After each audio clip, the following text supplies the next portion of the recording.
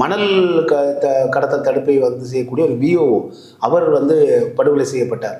தொடர்ச்சியாக கஞ்சாவை காட்டி கொடுத்தவர்களுக்கு கடுமையாக தாக்கப்பட்டாங்கன்னு பார்க்கிறோம். நம்ம தொடர்ச்சியாக இந்த வன்முறை அதை இவருடைய தவறுகளை சுட்டிக்காட்டக்கூடியவர்களை தயவு தாட்சண்யமின்றி அடித்துக் கொள்வது அப்படிங்கிற ஒரு வன்முறை தன்மையை நம்ம பார்க்க முடியுது.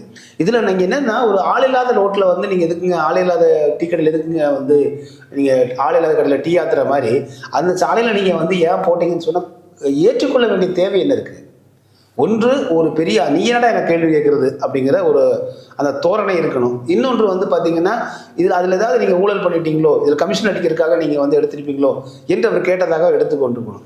அதற்காக நீங்கள் ஒரு பின்விளைவை கூட யோசிக்காமல் நீங்கள் அதில் எவ்வளோ காசு வந்திருக்க போகுது இல்லையா? அந்த சாலையில் கோடிக்கணக்கிலே வந்திருக்க போகுது.